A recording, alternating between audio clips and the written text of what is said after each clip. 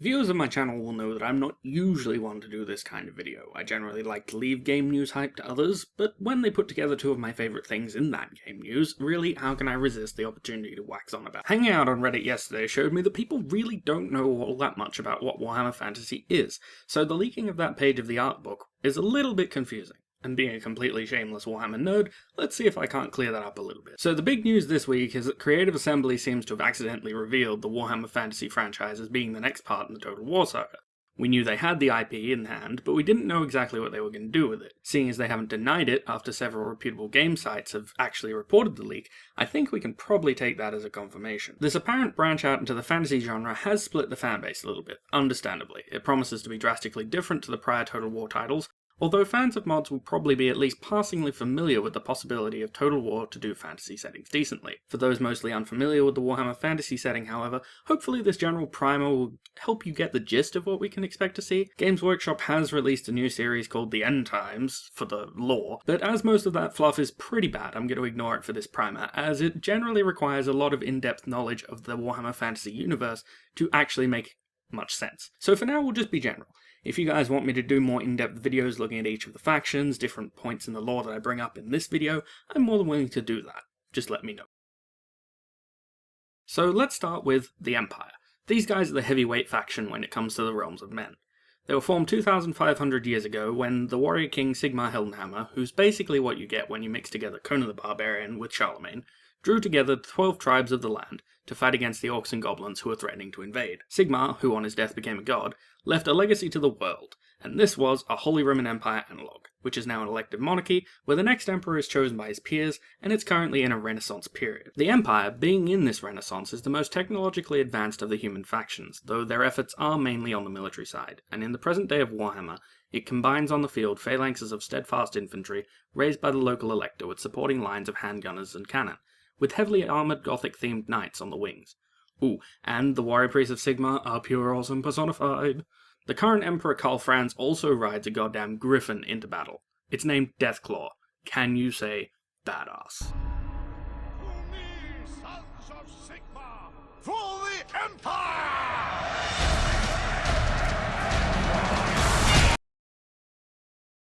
Next up is the Bretonnians. These guys have changed a little bit from their original conception in the Warhammer world. It used to be they were pretty much the Empire 2.0, they even had cannons, but they were more decadent and it was an even less of a nice place to live. This was all thrown out in 4th edition though, and the Bretonnia of today is much more Arthurian with a little bit of late medieval France for good measure. It's a feudal state ruled by a king and littered with way too much nobility that you'll bump into them at every turn, and their culture and society revolves purely around the ideal and strict code of Bretonnian chivalry. Knights are the mainstay of Bretonnia, and every knight is expected to bring with him his personal levy of peasants to the battlefield to fight with the less honourable weapons of spear and bow.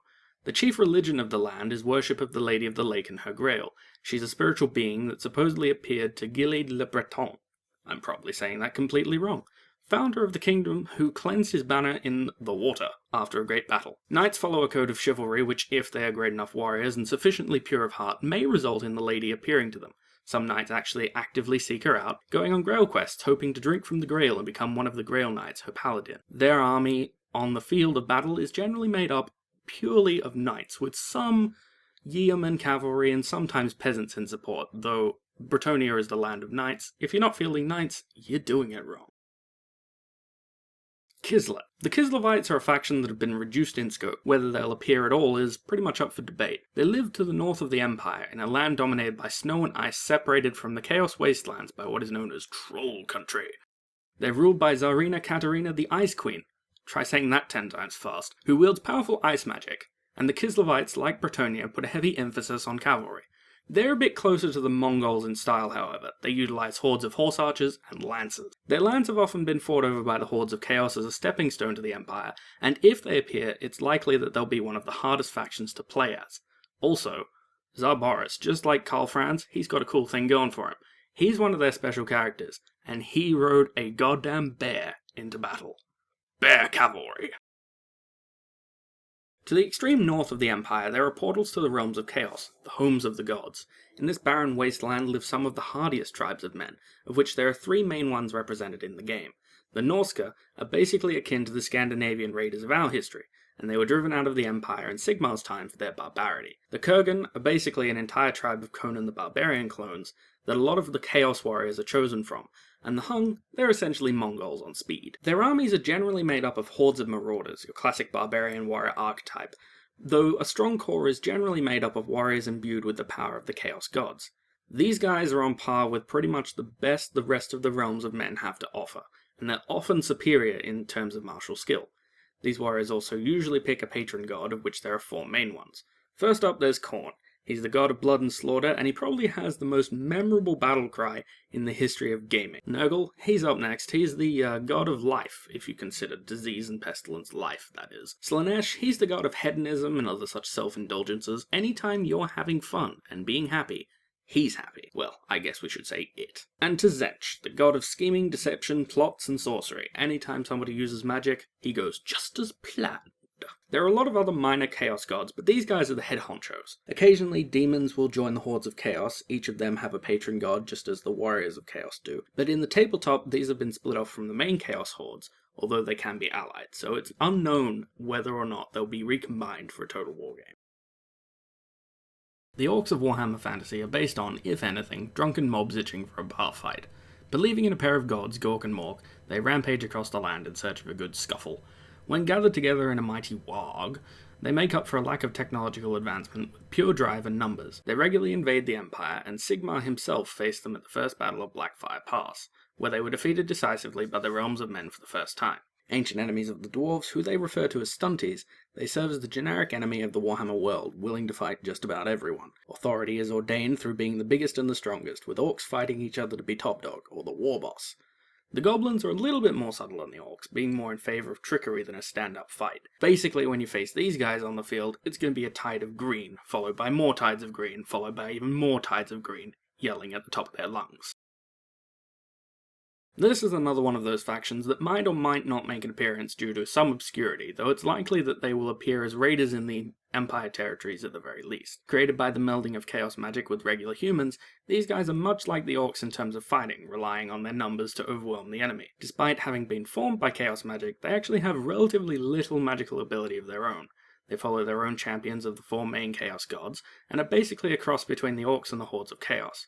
If you think of it as an army of minotaurs charging across the battlefield, you're not far off. The dwarves of Warhammer Fantasy are your classic kind, very Tolkien, living underground and with a deep desire for the attainment of wealth. In the good old days, they had an empire that spanned from the edge of the Chaos Wastes in the north to the south near Nehekara, but they lost a lot of it during the Time of Woes. They're fiercely proud, and they take people dissing them very seriously. Each hold maintains a book of grudges, which is literally just a list of every time they've been insulted, and the High King himself has a complete version, called The Great Book of Grudges. They used to be on pretty good terms with the elves, but a betrayal from the Dark Elves changed all that, beginning the War of the Beard. Now they'll only grudgingly fight alongside the High Elves, and usually only when the Empire asks really nicely. They are master smiths, and they combine their magic with their blacksmithing work to create the finest of weapons and armor. One of their magical heirlooms, Galmaraz, was actually given to Sigmar for his part in saving Kurgan Ironbeard, the High King at the time. An alliance between the Empire and the Dwarven Kingdoms was sealed. On the field of battle, they field fierce warriors clad in full plate armor, with their own version of handgunners and cannon, which are superior to that of the Empire. They also field these things called gyrocopters, which are basically exactly what they sound like. Technologically, they're generally ahead of the Empire, but the amount of time it takes for a dwarfsmith to create items due to their painstaking precision allows the Empire to achieve something close to parity. Oh, and these guys can field these fellows called Slayers. They're basically Viking berserkers on speed, out to try and kill something insanely dangerous and die in the process. These guys are possibly the most obscure of what can be considered the official armies. They've been phased out except for on Forge World, the specialty creator of Warhammer products, and these guys are basically just evil dwarves worshipping one of the minor chaos gods. They hate the regular dwarves for abandoning them during the Time of Woes, and they turn to chaos for protection from the catastrophes happening in the outside world. They employ slaves to eke out an existence from the barren wastelands, taking orcs and goblins as well as human prisoners. They're not really all that fussy, just evil. One of the oldest races, like the dwarves, these guys used to have a mighty empire, which they ruled from their island home of Ulthuan. Elves in the vogue of Tolkien, they're great practitioners of sorcery, and they taught the men of the empire how to harness the winds of magic. They're also haughty to the point of disbelief, as they're very proud of their heritage as the first to stand against the hordes of chaos. They were united by Anarion, who forged an alliance between the various kingdoms to drive back chaos, and then passed through the sacred fire of Asurion and was crowned the Phoenix King, with the Lady Astariel as his ever-queen. Chaos returned, however, in time, as it always does, and Astariel was killed by them, as supposedly were their 2 children. Anarion took a second consort, Marathi, and she bore him a son, Malekith. During a Chaos invasion, Anarion was driven mad with grief, and seeing the need to kill the greater demons invading Ulthuan, drew the Sword of Cain. It's called the Widowmaker, just for reference. This sword is the sword of the war god, and it drips blood and kills its bearer with prolonged use. He won his battles, and managed to put the sword in the altar of Cain again before he died, his sacrifice allowing time for the powerful elven mages to hold off chaos and drain their power. On the field, the High Elves will field a militia of skilled spearmen and archers, with each of the princedoms contributing specialized troops, from Silverhelm Cavalry to the Swordmasters of Hoeth. Fallen Dark Elves, these guys are led by the Witch King Malekith. Yeah, that Malekith. The son of Anarion, he was initially content with the choice of the council for Belshazzar as the Phoenix King after the death of his father. However, in time, after experimenting with dark magic at the urge of his mother, he became discontented and sought out the throne. He poisoned Belshazzar and claimed that he'd worshipped the Chaos Gods. In turn, he was accused of assassination, and he killed all those that opposed him, before attempting to pass through the sacred fire of Asurion. The fire, however, burned him for his pollution by dark magic, and he with his followers fled. Weakened by the flame, he was clad in a magical armor that fused itself to his body, so that he could fight in the civil war that erupted. The Dark Elves eventually were on the verge of defeat, so Malekith attempted to win through the power of his dark magic, but the mages of the High Elves turned this into a magical duel, resulting in the sinking of Malekith's home kingdom. Yeah, good job with that one. Escaping from Ulthuan, the Dark Elves headed for the northern part of the New World, or Lustria, and settled there. On the field, they muster skilled crossbowmen and spearmen, as well as knights mounted on cold ones. These things are sauropods from the New World. We'll talk about them more a little bit later. One day they seek to reclaim Ulthuan and have Malekith crowned as the rightful Phoenix King. These guys were the colonists and their descendants of the High Elf settlements on the Old World shores. After one of the Dark Elf invasions of Ulthuan, the High Elves decided to abandon the colonies, though some of the colonists refused to return home, feeling no ties to the Old Kingdoms. Instead, they adopted the forest of Athel Loren on the border of Bretonnia as their new homeland. They are, if anything, the only neutral force in the Old World, favouring no particular stance except wanting to be left the hell alone. They're the grumpy old men who tell kids to get off their lawn. They use the forest against their enemies, and they're allied with the spirits that live in it. Ruled by the Hunter King Orion and his consort Ariel, elves filled with the living manifestations of the gods of nature, they rarely venture beyond the limits of the forest, except in times of great crisis, although they do openly aid Bretonnia on occasion, having established an alliance with them. These guys also being elves in the vein of Tolkien, their armies are heavily skewed in favour of archers, though they also field powerful cavalry and spearmen. They are joined also in the field of battle by the spirits of the forest in the form of tree men and dryads, making for an army that's powerful in magic, but also able to hold its own in combat. The Tomb Kings. I love these guys. The long-dead inhabitants of the desert land of Nehekhara, in the south of the Old World, were brought back to unlife by the power of necromancy. They're a cold, implacable enemy. Theirs is a tragic tale of a great and powerful civilization that rose and fell millennia before the Empire was even the glimmer of a dream. A once rich land, gifted to the inhabitants by a pact with their gods, many independent cities were settled, ruled by their priest kings. One of these, Settra the Great, forged an empire from his capital of Khemri in the distant past, leading the land into a golden age of prosperity. However, as he aged, Settra became more and more aware of his own mortality, and he set the mortuary cult of the city into attempting a way to find immortality, though they were notably without success. Settra died, but his dream was not forgotten.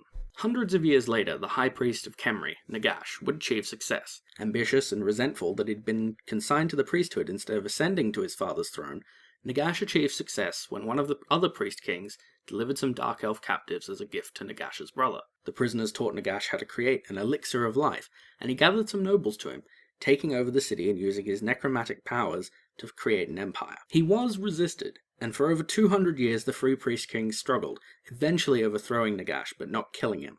He fled, and making an alliance with the Skaven, he rebuilt using the power of the magic-infused Warpstone, eventually casting a spell that raised the long-dead kings of Nehekhara into unlife, including Settra. Nagash was almost killed by a plot by the Skaven, and when he managed to return to some semblance of life, he found that Nekakara was inhabited by the Tomb Kings and their massive armies of the undead, led by Cetra, now named the Imperishable, who cast him out for returning them to only a pale shadow of life instead of what they'd expected. The Tomb Kings field an army akin to that of the ancient Egyptians, lots of light infantry supported by archers and some chariots. They also field powerful sorcerers in the form of Lich Priests and the Tomb Kings themselves, who keep their armies animated in unlife.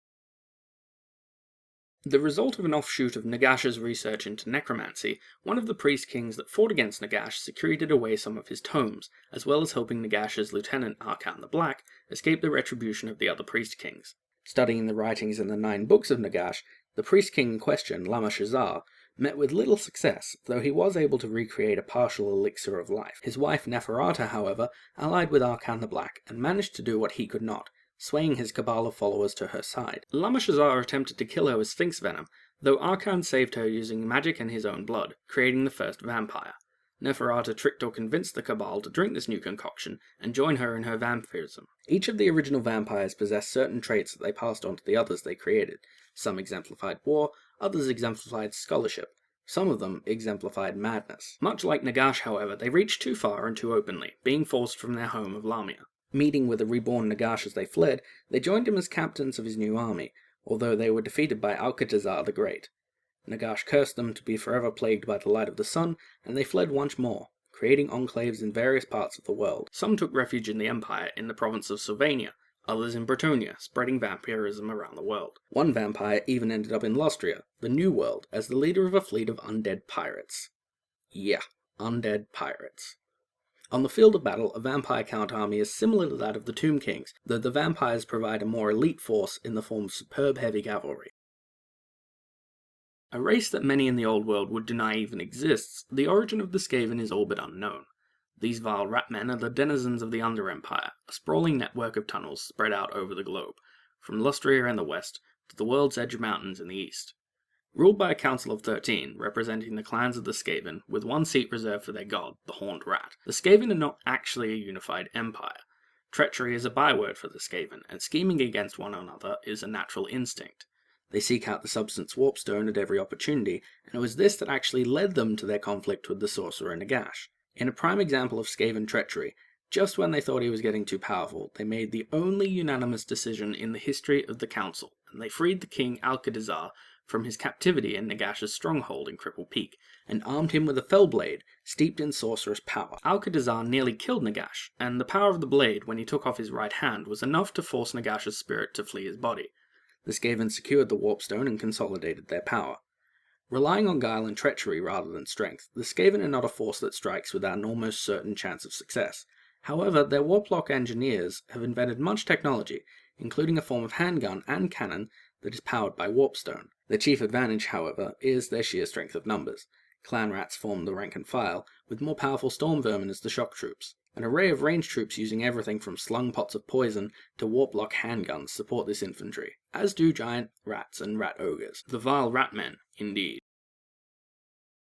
These reptilian creatures hold the distinction of being the oldest race in the known world. Inhabiting the jungles of Lustria, they are akin to the Aztecs and Maya of our world in cultural aesthetic. Ruled by the Slan, sorcerers bearing the last power of the Old Ones, the creator race, they safeguard the world until they return. The Slan are the ultimate sorcerers, even more powerful than the Elves, potent enough to be able to cast powers with the bare flicker of effort. The most powerful, Lord Croak, isn't even truly alive, his mummified remains being carried into battle and his soul doing the main work. Their armies are made up of heavy infantry in the form of the Saurus, large reptilian bipeds that serve as shock troops and cavalry when mounted on cold ones. Essentially immortal, the oldest of these is Krok-Gar, an ancient warrior who's the last remaining defender of the ancient city of Zol. Skinks, smaller lizardmen, serve as skirmishers to guard the army. Kroxigor, essentially gigantic versions of Saurus, are used to break the line, as well as an assortment of larger sauropods used as beasts of war such as the Stegodon, that carry mobile siege weaponry, or an array of skinks to rain down javelins. This old, proud warrior race manages to be both powerful at magic and hold their own in combat, though usually at the cost of great numbers. The mercenary bands, or the dogs of war as they are known, come primarily from the smaller states of the border princes, Telea and Estalia, though some come from the far north. Some companies come from even more unlikely places, such as from the lands of the Dark Elves and the Lizardmen. There's even a regiment of orcs that hire out as organized mercenaries. Famous regiments include Pizarro's Lost Legion, Long Drong's Slayer Pirates, and the aforementioned Ruglod's Armored Orcs. These units are often specialized and can fill a gap in an existing force, such as Pizarro adding a unit of pikes to an army with mostly light infantry. The Bretonnian sense of honor will not allow them to take mercenaries on, but everyone else is pretty much open to hire them. They've been discontinued as an army on the tabletop, but they'll probably be included in a Total War game because mercenaries are the staple of army building. The Ogres are a race of warlike nomads from the Far East near the Empire of Cathay. Migrating westwards, they now inhabit the Mountains of Morn, having created themselves a realm there, the Ogre Kingdoms. Brutal and belligerent, they often as not serve as mercenaries in the other armies of the world simply to get into a good fight, and to try new foods. They worship only one god, the Great Maw, and their society reflects this gluttonous god, for an ogre's power is determined by the size of his gut. The larger it is, the more powerful the ogre, for a large gut reflects wealth to eat well and heartily.